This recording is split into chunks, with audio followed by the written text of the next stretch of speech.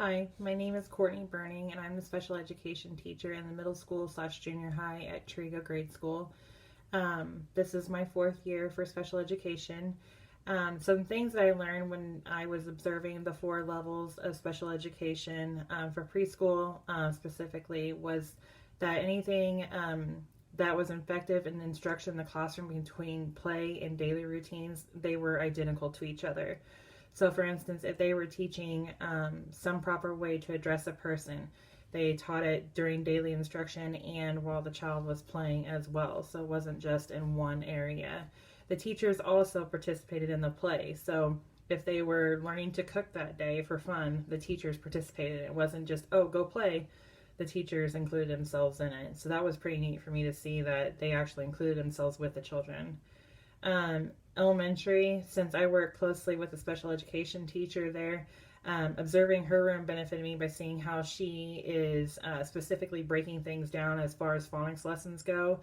It also gives me ideas how to further my instruction with phonics and what I can do with my kids that, yes, they are older, but I can be breaking them down when they are functioning at a lower grade level. Say if a fifth grader functioning at a second grade level, I can see what I can be doing with my phonics lessons and my spelling lessons and see if I can adapt to what she's doing level-wise. So that was a good experience to work with her and to see just observing-wise what she was doing with those lessons.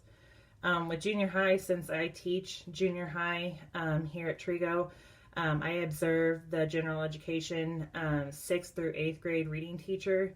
One thing that I took from her was the clunking technique that she was teaching her students that day.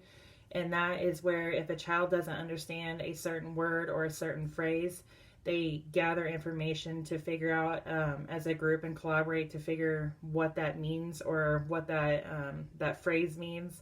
So when she was going over that with that grade level, that was something that really intrigued me to be able to want to try in my classroom with some of my older kids. High school, I also work closely with her just for the fact that I have students that are going to be moving up to her next year since I have 8th graders. I have many students that will be going up to her that are very low level learners. So to be able to see what she was using materials wise and that I can relate to with some of my kids just showed that we're on the same wavelength as far as what we're doing with our students, that kind of thing. It kind of gave me more confidence to know that what I was doing, I was on the right path with those students. She specifically instructed me with one of my kids that will be going up to her next year how to adapt math to one of the 8th grade girls that I have to her level and different ways to instruct her, how to break it down, accommodate to her, and modify her work. So while observing, we were able to discuss certain things that we could do with one of my students that she was also doing with one of hers. So that was neat to do that with her. My biggest takeaway from this experience, for the fact that I've been observing since I was in this 10 years ago, it's just amazing how things have changed in the classrooms since then, how the content's being taught and what things are available to us to teach these kids, even the technology, the updated resources, the curriculums. Curriculum math, for example, has changed so much just from even Saxon math to Go math and what is being taught and how it's not so concrete and in stone as far as how everything goes for that. So for me to see all that just from the years back when I first started doing all my observations, is just neat to see. And the different ideas that teachers have as well for teaching different things. I can also have some of those to incorporate, like the clunking, into my classroom that I really want to try.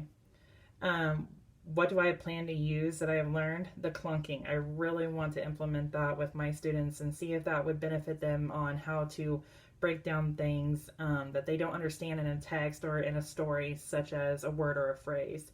So that's my reflection on all the observations that I did from elementary, preschool, middle school, and high school. Thank you for letting me do that, and I appreciate all this opportunity. Thank you.